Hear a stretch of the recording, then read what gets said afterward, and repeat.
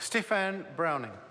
Thank you, Mr Chair. As I rise to speak to the Agricultural Compounds and Veterinary Medicines Amendment Bill, I recall the questions I made to the Minister for the Environment this afternoon in question time around some of the issues of some of the ingredients in some of the pesticides.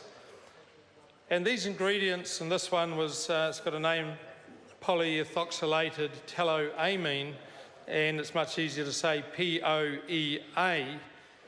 POEA, the Minister's office tells me, is in 69 of 91 glyphosate-based herbicides in this country. But our community doesn't know which ones. And this bill, unfortunately, wraps that up potentially even more. Instead of for 5 years where formulations and the data around them has some data protection and civil society can't have access to that, relying on the regulators only, this bill extends that out to 10 years. 10 years where civil society, those people in our environmental organisations, in our food safety type organisations, and individuals themselves that have the aptitude and interest to get in to look at these things, they can't get that. And that says, hey, we rely on our EPA, we rely on Ministry for Primary Industries to give us that good decision around the safety of these things. Well, as you heard today,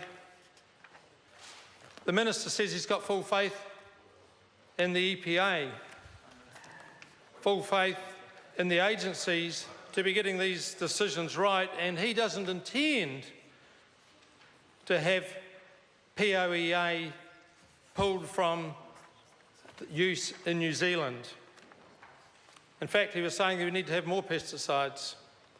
POEA is even more toxic than the principal ingredient, glyphosate, and glyphosate-based herbicides. And it's in 69 of them. It's in more than 75% of glyphosate-based herbicides in this country, and this bill is gearing up to make it even harder for the community to know which ones.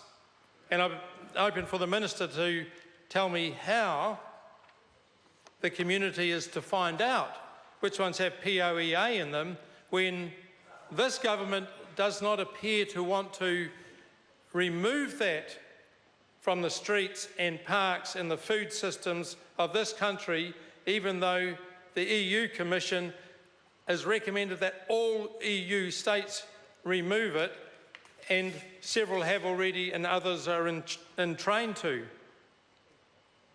Why can't we have that in New Zealand? Why can't members of our community even make the decision to say, I'm not going to use that product because this stuff is in it and we know that it's exceptionally toxic? And if we want to rely on the regulators, well, I think we need to reconsider that. And that's all the more reason that the community must have access to full data.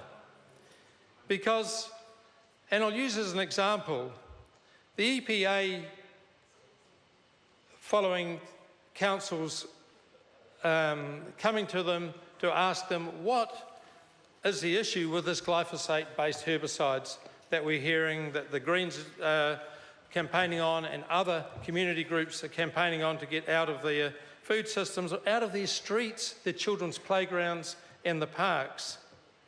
So what do? The EPA set up a commission, someone to review the International Agency for Research on Cancers finding that there was probably carcinogenic, that glyphosate was. Review that. So this one individual goes out to review it. Mr Chair. Order. Before I will certainly give the next call to the Speaker. I want him to connect more closely the content of his speech to the current bill that's before the House and under discussion around innovation. Thank you. I'll take that cautionary note on my chin.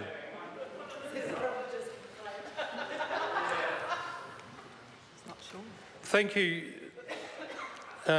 Mr Chair. This is relevant to the bill in that there is a supplementary order paper coming, and I'll speak to that more individually. But what we're talking about here is how does this bill apply, and why should it not be 10 years of data protection?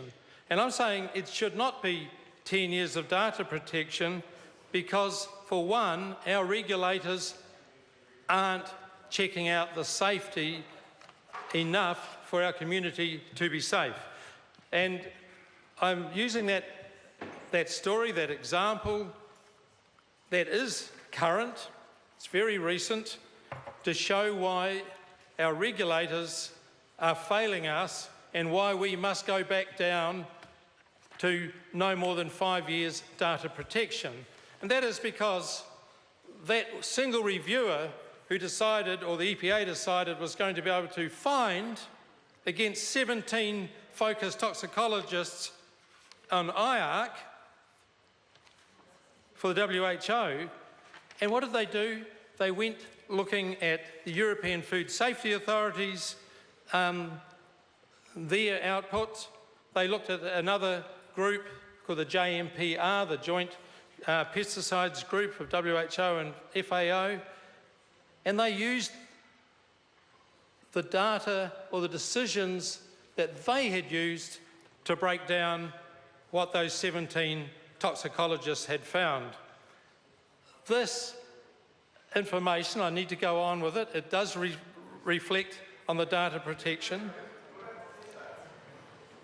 So that they referred to the German Federal Institute of Risk Assessment, the BFR, saying the testing of, who actually said the testing of formulations should not be used for toxicological evaluation of active substances because co-formulants may extensively alter the outcome.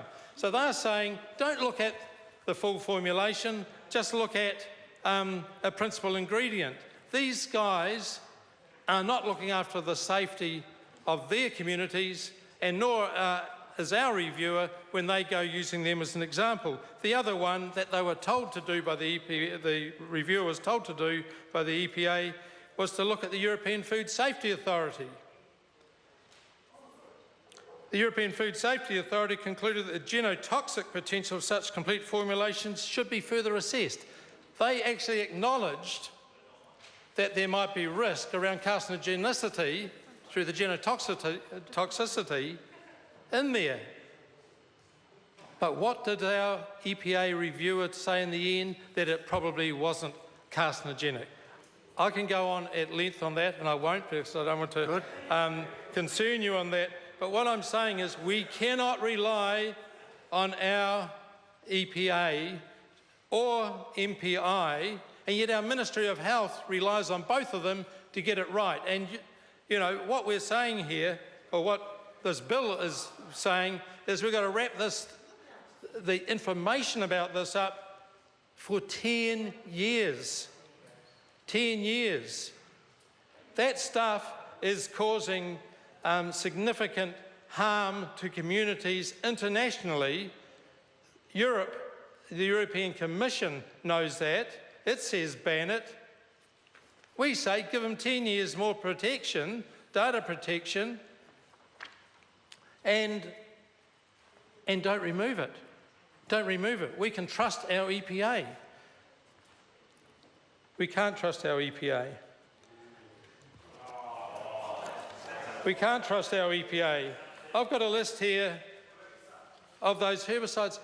I get a lot of flack because every time I mention glyphosate, the same reviewer who reviewed for the EPA, he did that on DDT, the same reviewer. Where's DDT now? He did it on endosulfan. Where's endosulfan now? He did the same damn thing.